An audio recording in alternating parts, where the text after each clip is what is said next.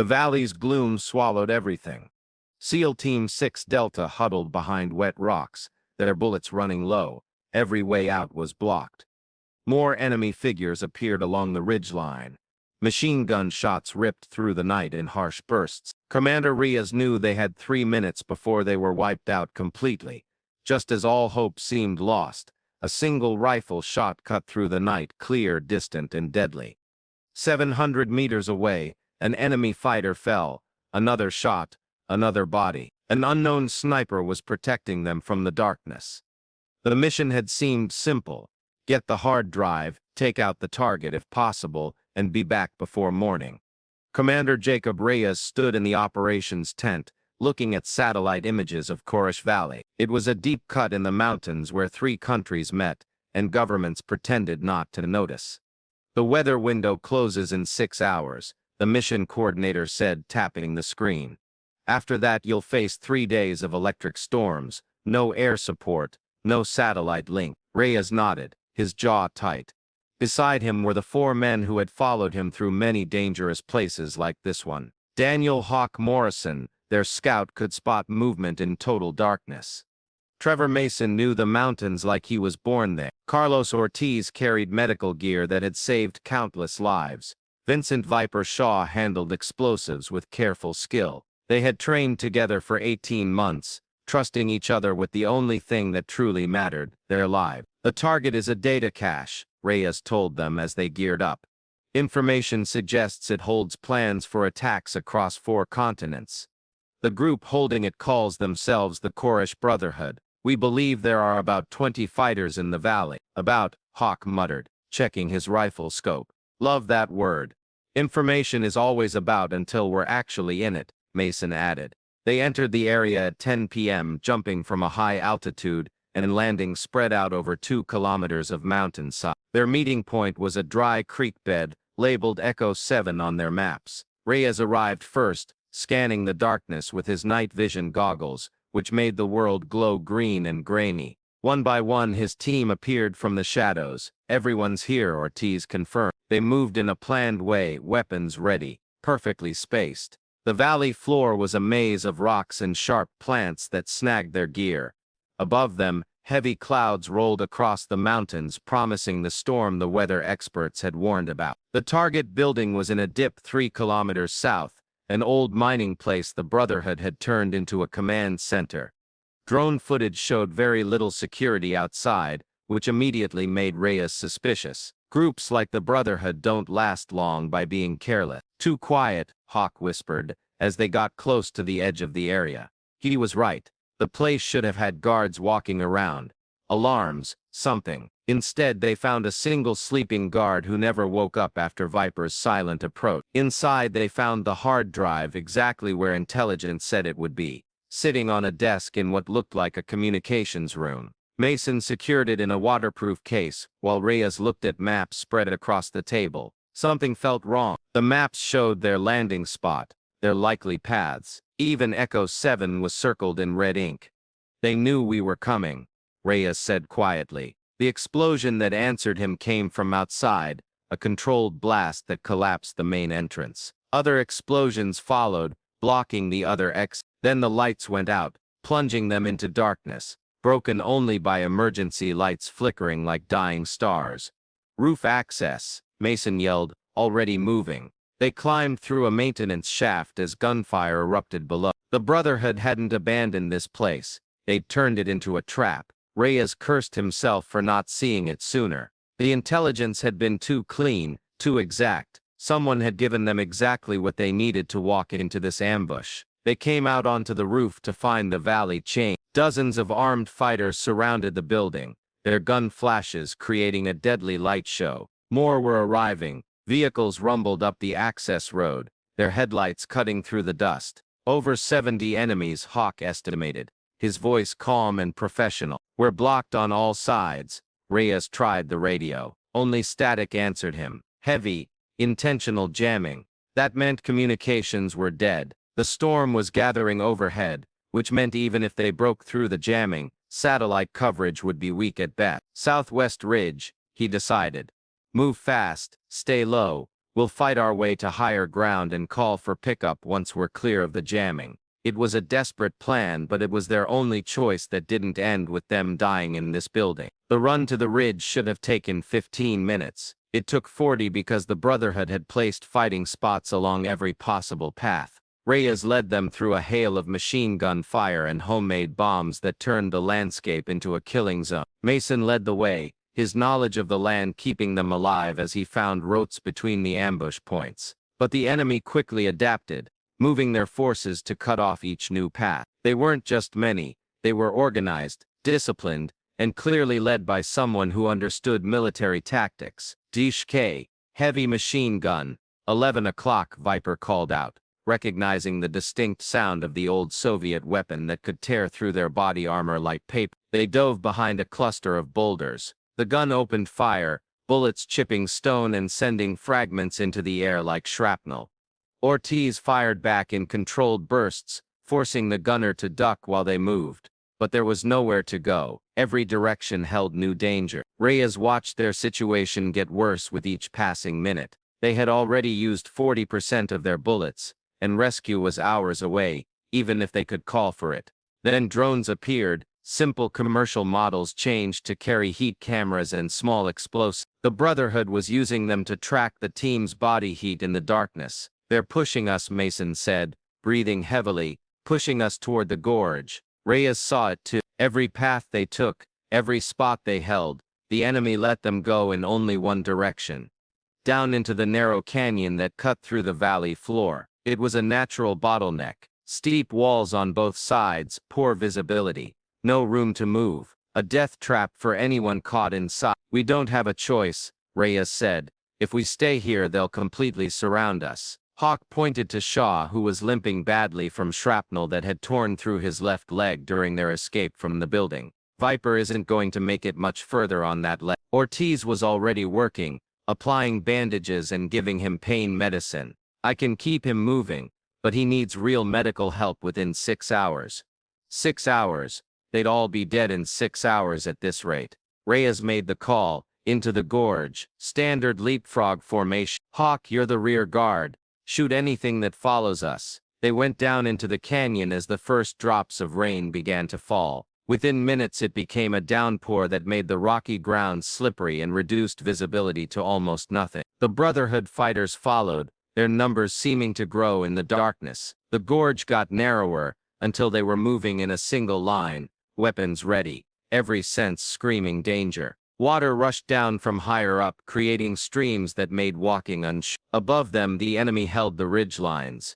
Using their higher positions to rain down fire, they reached a field of boulders where several large rocks had fallen from the canyon walls, making a rough defensive spot. Reyes called a halt, knowing they couldn't run anymore. Viper was barely awake from pain and blood loss. The rest of them were tired, wet, and running on empty.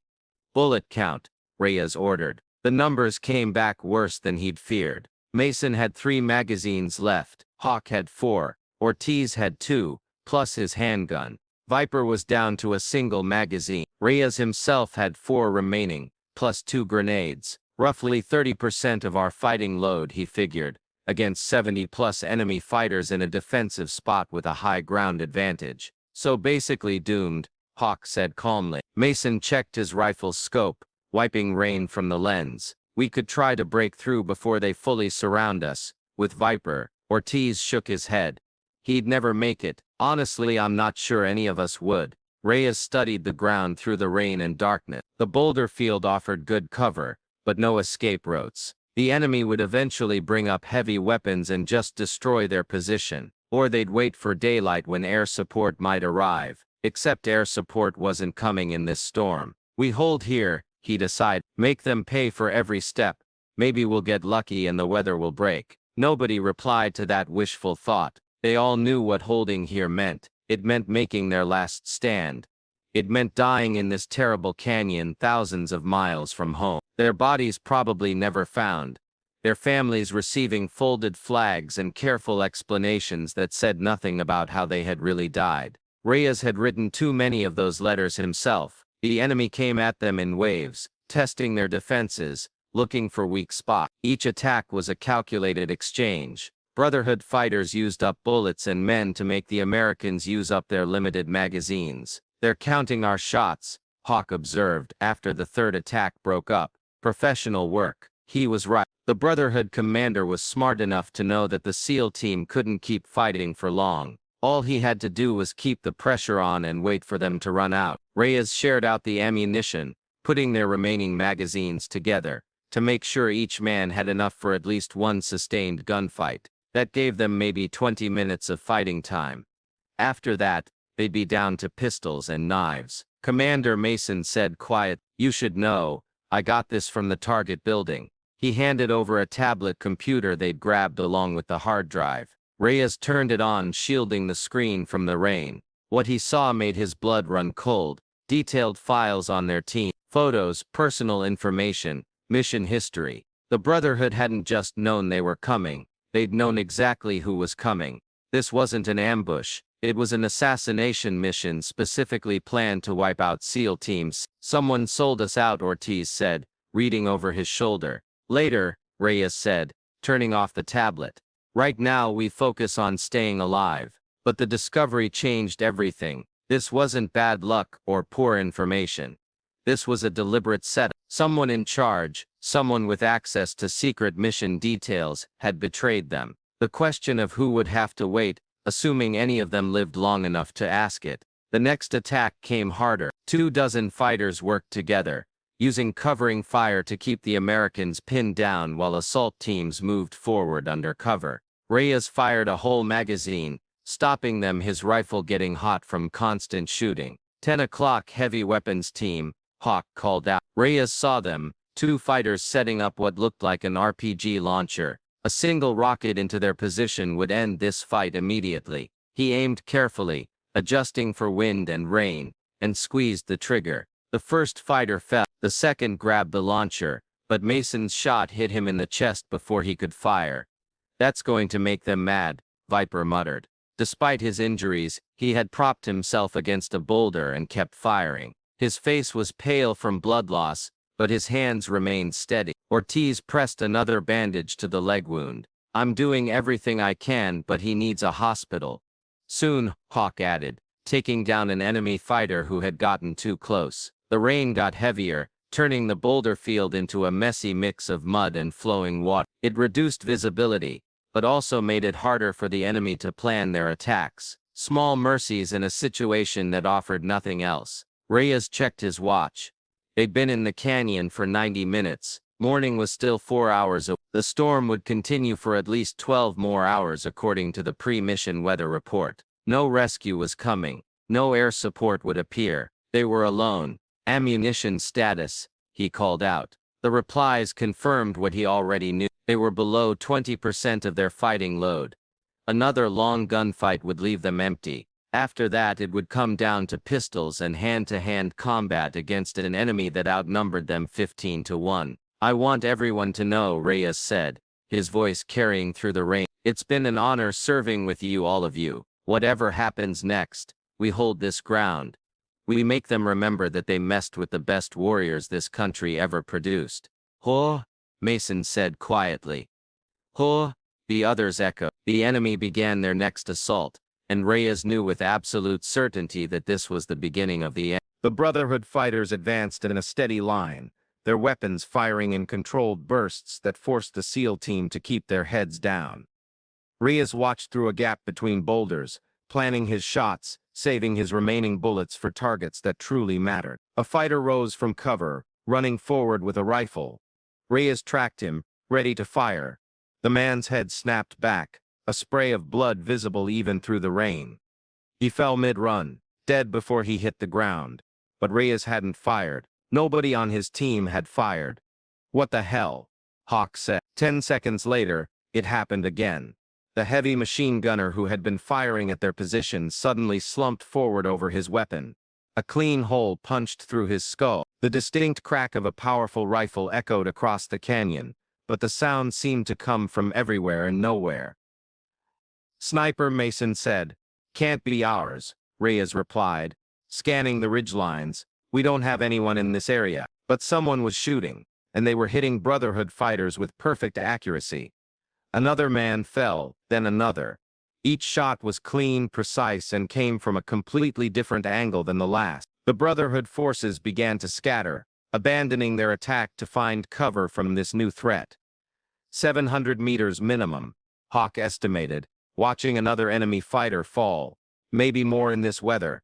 That's incredible shooting. The pattern continued. Every 15 to 20 seconds another Brotherhood fighter died.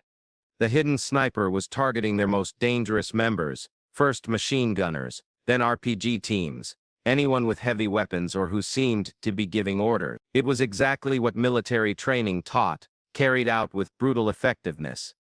Whoever they are, they just saved our lives, Ortiz said. Reyes wasn't ready to celebrate yet. Unknown elements in combat situations were dangerous, no matter whose side they seemed to be on. But the enemy was clearly shaken. Their organized assault had turned into chaos as fighters scrambled for cover, unable to tell where the shots were coming from. "The ghost," someone shouted in the distance, the words carrying across the canyon in accented English. "The ghost of the night forest is here." Reyes saw fear spreading through the Brotherhood ranks. Whoever this sniper was, they had a reputation that terrified these tough fighters. Men who had fought without hesitation suddenly looked ready to run. The heavy Dish-K machine gun opened fire again, its operator spraying bullets wildly toward where he thought the sniper might be hiding. The response was immediate, a single shot that silenced the weapon for good. Then two more shots quickly followed, taking out the fighters who had been feeding bullets into the gun. "They're using a bolt-action rifle," Hawk observed. "Listen to the rhythm between shots. That's not semi-automatic. They're working the bolt, loading manually, and still keeping that rate of fire." This meant the shooter was even more skilled than Reyes had first thought. Using a bolt-action rifle in combat conditions during a rainstorm at distances over 700 meters and getting a 100% hit rate required abilities that seemed almost magical. The Brotherhood fighters were pulling back now, dragging their wounded and leaving their dead where they fell. The relief Reyes felt was mixed with uncertainty about what would happen next. They had been saved, yes, but by whom and why? "Commander," Mason said, pointing toward the eastern ridge. "Movement." Through his night vision, Reyes saw a figure emerge from what looked like solid rock. They wore a camouflage suit so perfectly made that even knowing where to look, he could barely tell them apart from the surrounding. The figure moved very carefully, crawling low to the ground, staying almost invisible. "Everyone hold fire," Reyes ordered. "Let's see who this is." The figure approached their position, weapons slung across their back, hands visible and empty of threat. As they got closer, Reyes noticed details, the custom changes to their gear, the way they moved that showed vast experience, the careful caution of someone who had survived a long time in enemy territory. When they were 20 meters away, the figure stopped and slowly raised both hands. Then they reached up and pulled back the hood of their ghillie suit, revealing features Reyes immediately recognized. Despite 8 months and different circumstances, "Lena Cross," he said, his voice flat with shock. "Commander Reyes," she replied, "you look like hell." Lena Cross had been reported killed in action 8 months ago, after a joint mission went terribly wrong along the northern border. Her entire team had been ambushed and overpowered. Radio messages confirmed many American casualties. A search team had found 3 bodies, but Lena's had never been located. Eventually, Command had made the hardest decision, declaring her dead and moving on, except she wasn't dead. She was standing in front of Reyes, very much alive, covered in mud and carrying a rifle that had just taken out about 20 enemy fighters. "We thought you were gone," Reyes said. "I was in a way." Lena looked at the SEAL team, her gaze stopping on Viper's injury. "Your man needs proper medical attention, and you're all about 12 minutes from getting hit by mortar shells. The Brotherhood has teams moving into position on the western ridge." "How do you know that?" "Because I've been living in these mountains for 8 months, Commander. I know every rock, every path, every position they use. I've made it my business to know." Hawk kept his rifle ready, but not aimed. "You've been out here alone for 8 months. Why didn't you try to contact Command?" "Because the people who ambushed my team knew where we'd be, when we'd be there, and exactly how many of us were coming. Someone with access to secret operations gave that information to the enemy. Until I know who, I stayed dead. It was the same conclusion Reyes had reached after seeing the tablet data. Someone was betraying American operations to the Brotherhood. Lena had figured it out 8 months ago, and made the tough choice to vanish rather than risk walking back into another trap. The data we recovered confirms your suspicion, Reyes told her. There's a leak in the operational chain. I know. I've been tracking it. The Brotherhood calls him the Provider.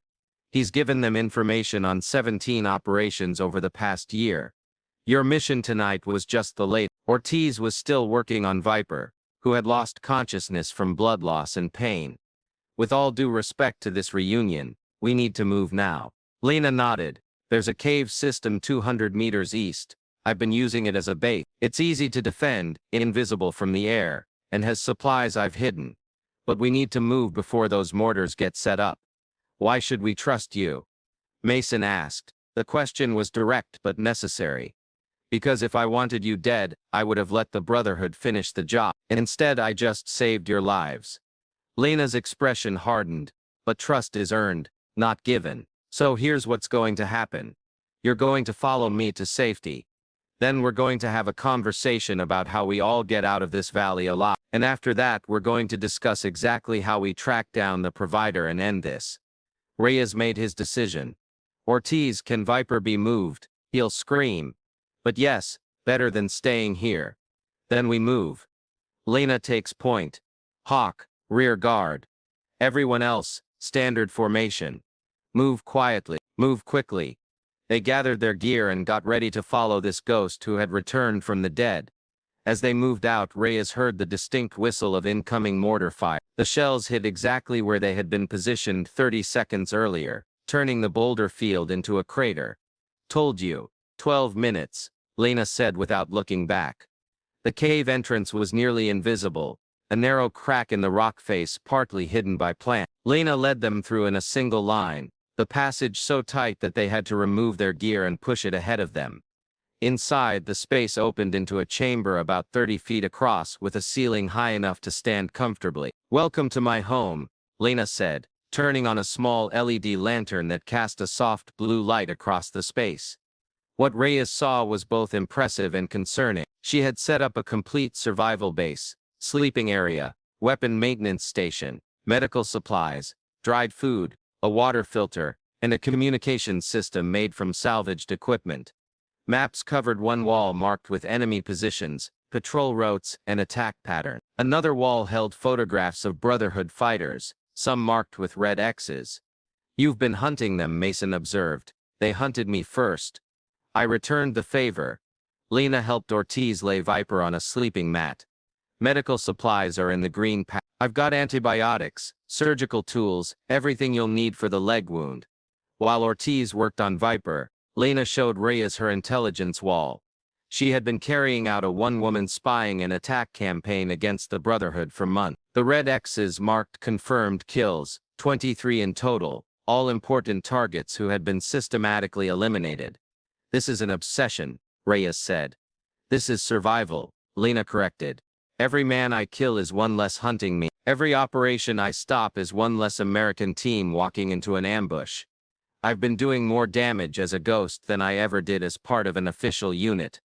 Hawk examined her rifle, a custom bolt-action precision weapon with changes Reyes had never seen before.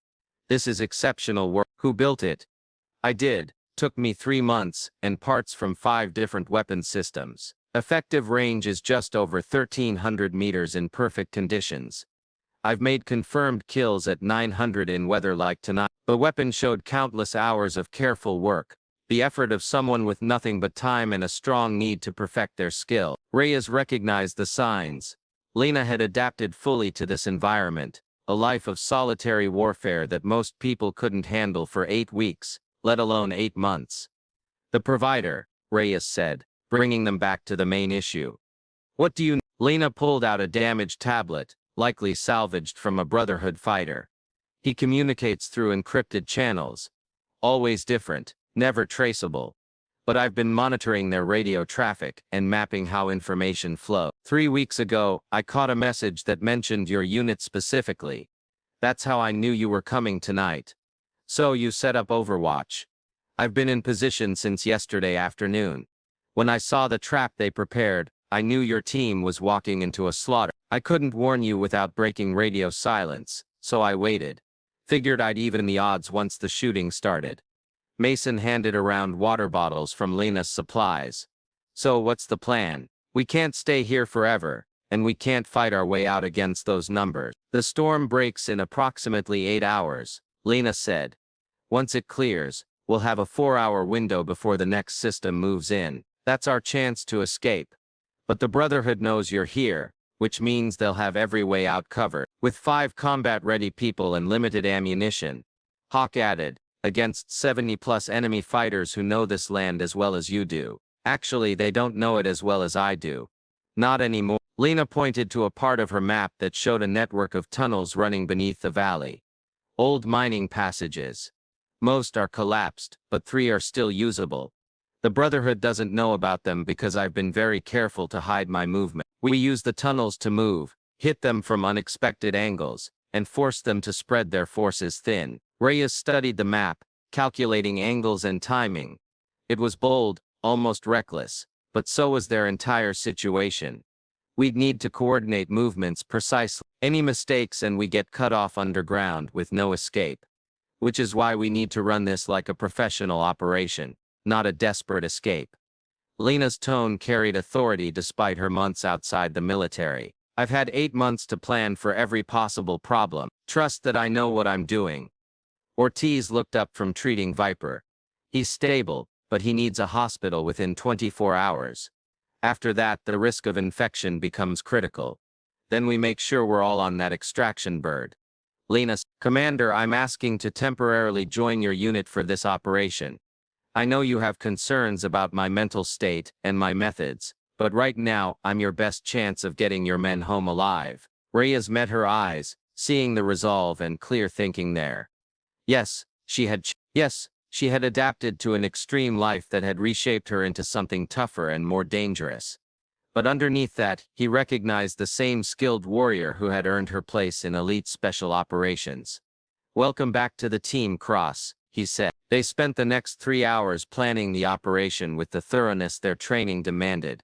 Lena spread her maps across the cave floor while the team gathered around, studying the land and memorizing important points. The Brotherhood has set up 3 main defensive positions, Lena explained, marking them with different colored pens. Alpha position covers the main access road. Bravo position controls the ridge, overlooking the gorge. Charlie position guards the northern pickup spot where you'd logically call for extraction. They've got heavy weapons at all 3, so we avoid all 3, Mason said. Can't. The extraction site needs to be the plateau on the eastern rim. It's the only place with enough open space for a helicopter landing, and enough distance to provide covering fire. But to reach it, we have to move through Charlie position's observation range. Hawk traced a path on the map. What if we use the tunnels to bypass Charlie, come out here, and create a diversion that pulls them away from the extraction point? That's the basic idea. But we need to make the diversion convincing enough that they send significant forces. Lena looked at Viper, who had regained consciousness, and was listening through a pain medicine haze. We've got demolition expertise. What if we make them think we're trying to blow the dam? Everyone looked at her. The dam was a massive structure 2 kilometers north, built decades ago during a mining boom, and now providing water to several villages. Destroying it would be a huge disaster, kill civilians, and cause an international incident. We're not actually blowing the dam, Reyes said carefully. Of course not, but we make them think we are. I've got enough explosive material hidden to put on a convincing show. We send a small team to the dam. They set visible charges, make a lot of noise. The Brotherhood has to respond because if that dam goes, it takes out their base camp in the valley below. While their forces are rushing toward the dam, the rest of us move to the extraction point. Ortiz finished. Classic misdirection. The problem is the team at the dam, Mason pointed out. They'll be trapped between the water and enemy forces. How do they escape? Lena pulled out another map. This one showed the underwater layout. There's a service tunnel that runs through the dam structure. It exits on the eastern bank about 50 meters downstream. Once they've set the explosives and created the panic, they drop through the maintenance access, navigate the tunnel, and emerge outside the enemy perimeter. Navigate a pitch-black service tunnel while being chased, Hawk said, in flood conditions from the storm. I've done it twice. It's terrifying but survivable. Reyes considered the plan from many angles, looking for fatal flaws. It was risky, required perfect timing, and depended on the Brotherhood reacting exactly as predicted. But the alternative was trying to shoot their way through greater numbers and fortified positions with too few bullets. Who goes to the dam? He asked. I do, Lena said immediately. I know the structure, I know the tunnel, and I'm the only one who can make the shots needed to sell the deception. I'll need one person with me for security, and to help place the explosives. I'll go, Hawk volunteered. Recon is my specialty, and if things go wrong, I'm the best equipped to adapt. Reyes wanted to argue, to say he should be the one taking the most dangerous role, but command meant making tough decisions, based on abilities, not ego. Hawk and Lena were the right choices for the dam operation. Ortiz, you stay with Viper and set up the extraction site. Mason and I will provide covering fire and secure the perimeter once we're in position. Reyes looked at each of them in turn. We move out in 4 hours. That gives us time to rest, eat, and prepare gear. Once we start, we don't stop until everyone's on that helicopter or everyone's dead. Questions? Yeah, Viper said weakly from his sleeping mat. When this is over, can someone please find the provider and shoot him for me? That's the next mission, Lena said. First, we survived this one. They settled into preparation routines developed through years of professional training. Weapons were cleaned and checked.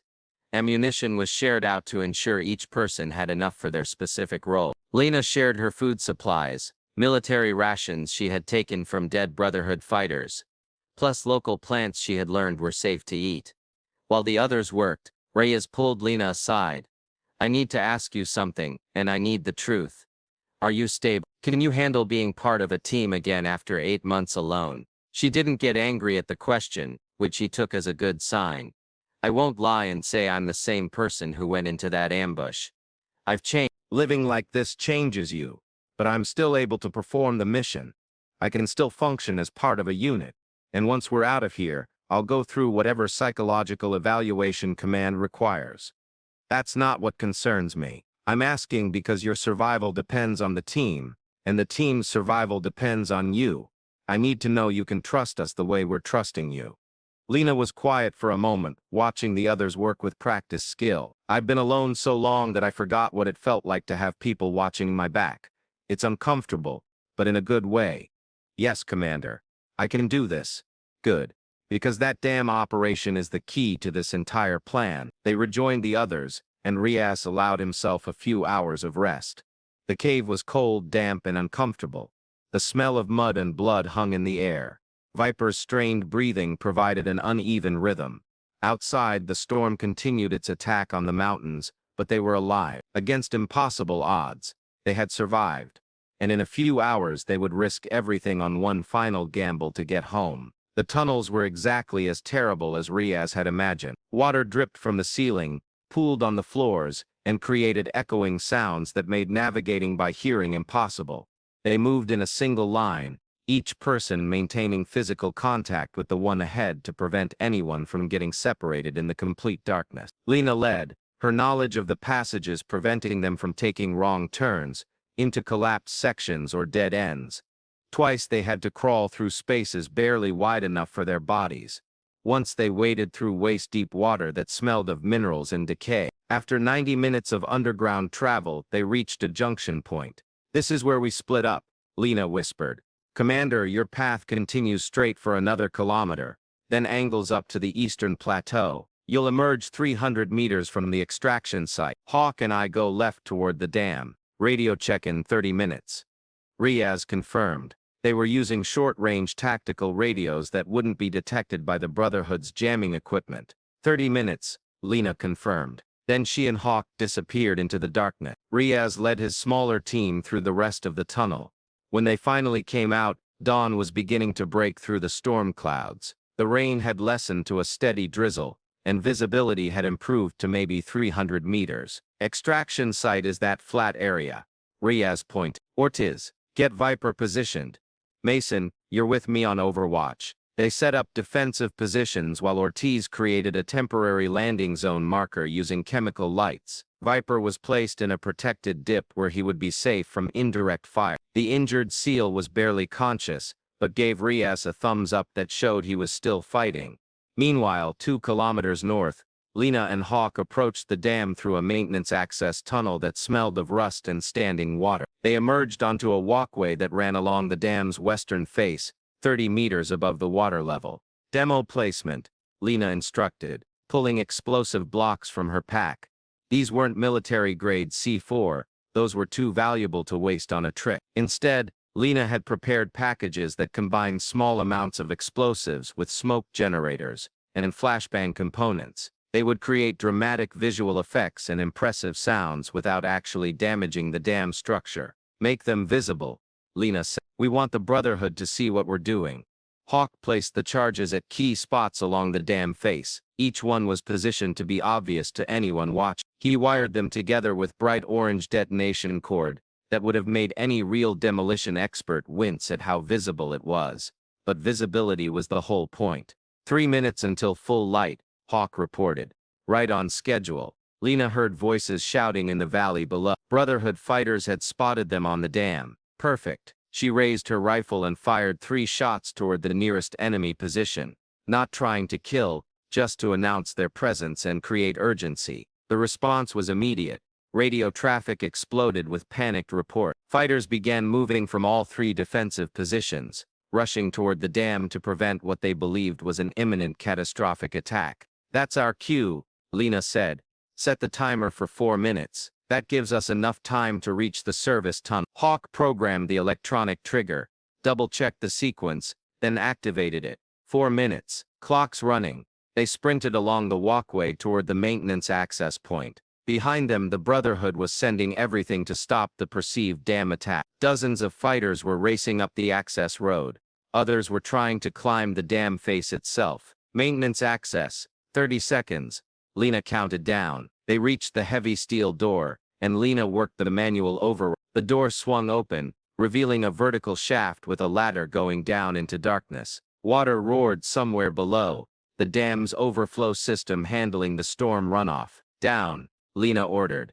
They climbed rapidly, their hands slipping on wet metal rungs. The shaft seemed to go down forever, lit only by occasional emergency lights that flickered in the humid air. Above them, they heard the Brotherhood fighters reaching the walkway, shouting coordinates and orders. 2 minutes, Hawk said. They reached the bottom of the shaft and found themselves in a horizontal tunnel barely 4 feet high. Water flowed through it at knee depth, rushing toward the outlet with considerable force. They bent low and began wading, fighting the current, using handholds along the tunnel walls to keep balance. 1 minute, the tunnel stretched ahead, curving slightly. Emergency lighting cast everything in a sickly green glow. The water was freezing, and the current was strong enough that Lena had to focus on every step to avoid being swept away. 30 seconds. We need to be clear of the dam structure. They pushed harder, ignoring exhaustion, ignoring the cold. The tunnel began to angle upward slightly, meaning they were getting close to the exit point. Through the rush of water, Lena heard other sounds.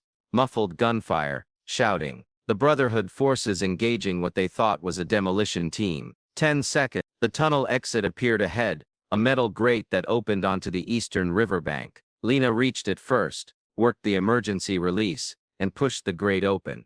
They scrambled out onto the muddy ground, rolled away from the opening, and covered their heads. The explosive charges went off exactly on schedule. The explosions weren't powerful enough to damage the dam, but they created spectacular fireballs and massive smoke clouds that billowed across the structure. Flashbangs added thunder and lightning. To anyone watching, it looked like a catastrophic failure. Brotherhood fighters on the dam scattered in panic, convinced the structure was about to collapse. Those below began running for higher ground, abandoning their defensive positions entirely. The trick had worked perfectly. All call signs. This is Hawk. He transmitted on the tactical radio. Dam objective complete. Diversion successful. Enemy forces fully committed.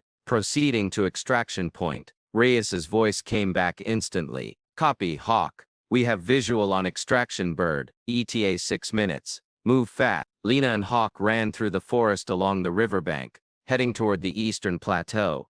Behind them, the Brotherhood's command structure was falling into chaos as they realized too late that the dam attack had been a fake. The helicopter appeared right on schedule, a Black Hawk with door gunners already scanning for threats. It swept across the valley, using the land to stay hidden from enemy observation, and began its approach to the plateau. Smoke out, Reyes ordered. Ortiz deployed colored smoke grenades that billowed purple, the designated marker for friendly positions. The Black Hawk pilot acknowledged and began his landing approach, its huge rotor blades beating the air. That's when the Brotherhood realized what was happening. Radio intercepts showed their commanders frantically redirecting forces away from the dam toward the extraction site, but they were 2 kilometers out of position, with difficult terrain between them and the plateau. By the time they could bring effective fire to bear, the SEAL team would be gone, unless something went wrong. The Black Hawk slowed for landing, its skids touching down on the wet ground. The door gunners kept watch while the crew chief urgently waved for the team to board. Viper first, Reyes ordered. Ortiz and Mason carried the injured man toward the helicopter. Viper was conscious enough to give the crew chief a weak salute as they lifted him aboard.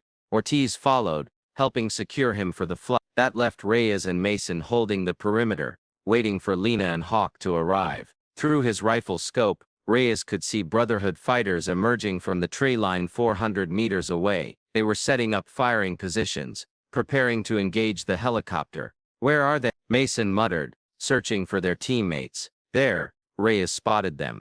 2 figures running full speed across open ground with enemy fighters in pursuit, covering fire. He and Mason began shooting, carefully aimed shots that forced the pursuers to seek cover rather than maintain their chase. The door gunners joined in, their heavy machine guns raking the tree line and forcing the Brotherhood to keep their heads down. Lena and Hawk reached the plateau with 50 meters to go. Behind them, a Brotherhood fighter appeared on a ridge overlooking the extraction site, armed with an RPG launcher. RPG, Mason shouted. The fighter raised the weapon, preparing to destroy the helicopter before anyone could stop him. But Lena had seen him too. Without breaking stride, she unslung her rifle, dropped to one knee, and fired in a single smooth motion that showed 8 months of constant practice. The shot hit the RPG gunner in the chest at 300 meters, and he toppled backward off the ridge. That's my exit shot, Lena said, reaching the helicopter with Hawk right behind her. Everyone scrambled aboard. The crew chief slammed the door closed and hit the bulkhead. Go, go, go! The Black Hawk lifted off, its engines screaming as it climbed for altitude. Enemy gunfire followed them up.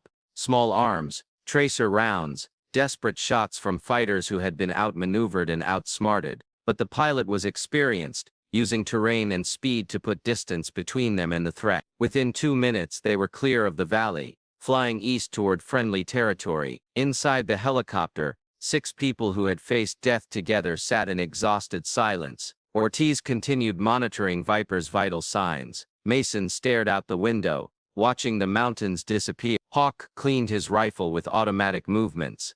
Lena sat with her custom-built weapon across her lap, her ghillie suit still covered in mud from the tunnel. After 8 months alone, after countless nights wondering if she would ever make it home, she was finally leaving the mountains that had been both her prison and her kingdom. Reyes sat beside her.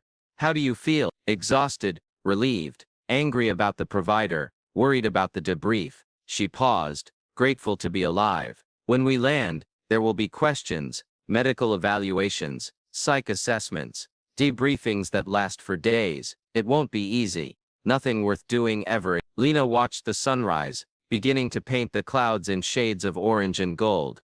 But at least I won't be alone anymore. The Black Hawk continued east, carrying 6 warriors home from a battle that would never be officially acknowledged, to rest they had barely earned before the next mission called. 3 weeks later, Reyes stood in a secure briefing room at a location that didn't officially exist. Around the table sat Lena, Hawk, Mason and Ortiz. Viper was still recovering in the hospital, but he was video conferenced in from his room. Also present were 3 senior intelligence officers, who had spent weeks analyzing the data recovered from Korash Valley. We found him, the senior officer said without preamble. The provider, his real name is Thomas Crawford, and he was a contractor with top-secret clearance working in operational planning. Lena asked. He's currently in custody at an undisclosed facility. He confessed to selling intelligence on 17 operations over 14 months. The Brotherhood paid him in cryptocurrency, which he thought was untraceable. The officer pulled up a photo, a middle-aged man with thinning hair and tired eyes. He claims he only provided information on what he called low-value missions, said he never intended for anyone to get killed. He's lying, Reyes said flatly. He knew exactly what he was doing. Agree. The Justice Department is building a case that will put him away for the rest of his life, but we wanted you to know before it becomes public. You earned that much. After the briefing, the team gathered in a break room. They had been through extensive debriefings, psychological evaluations, and medical examinations. The official story was being carefully created to hide Lena's 8 months in the wilderness, and the Brotherhood's penetration of military intelligence. So what happens now? Mason asked. SEAL Team 6 Delta is being officially reformed, Reyes said. Command is offering all of us the option to return to active operations or move to training roles. No pressure either way. I'm staying in, Hawk said immediately. Someone has to keep you idiots alive. Same, Mason agreed. Ortiz nodded. I've got a few more missions in me before I consider retirement. Everyone looked at Lena. She had been offered multiple paths: return to active duty, accept a medical discharge with full benefits, or transition to a consulting role where her unique experience could benefit future operations. I spent 8 months alone because I was afraid to trust anyone. She said. Then you all risked your lives, based on nothing but faith that I was telling the truth. I owe you for that. More importantly, I owe it to myself to finish what I started out there. So yes, I'm staying in, if you'll have me. Welcome back to 6 Delta, Reyes said, extending his hand. She shook it, and for the first time in 8 months, Lena Cross felt like she was truly home. The team that had gone into Korash Valley was changed by what they had experienced there. They had seen the worst of what could happen when trust was broken, and the best of what could be achieved when warriors stood together. They had learned that sometimes ghosts return from the dead, that impossible situations can be survived with skill and courage, and that the bonds formed in combat are stronger than anything else. As they walked out of the briefing facility together, 6 professionals prepared to face whatever came next. They knew one thing with absolute certainty: the Brotherhood had learned a painful lesson about fighting Americans who refused to give up. The ghost of the night forest had reminded them that warriors who survive the darkness become something more dangerous than anyone can imagine. The valley had tried to kill them and failed. Now they were stronger, wiser, and ready for the next impossible mission. Behind them, data analysts were still working through the information recovered from the operation. New missions were being planned. New threats were being identified. The war continued as it always did, but for one team of elite warriors, there was a moment of peace. They had survived together. They had bled together. They had proven that even when surrounded and outnumbered, Americans never stopped fighting. Somewhere in those mountains, the Brotherhood was learning to fear the sound of a single rifle shot in the darkness. They were learning that some ghosts don't stay dead. They were learning that crossing paths with SEAL Team 6 Delta was the last mistake many of them would ever make. And in training facilities across the country, the story was already becoming legend. The night a SEAL team was saved by a sniper who had been dead for 8 months. Young warriors listened and learned. The impossible could be survived. Betrayal could be overcome, and sometimes the person who saves your life emerges from the darkness when you need them most. The ghost had returned, and she was here to stay.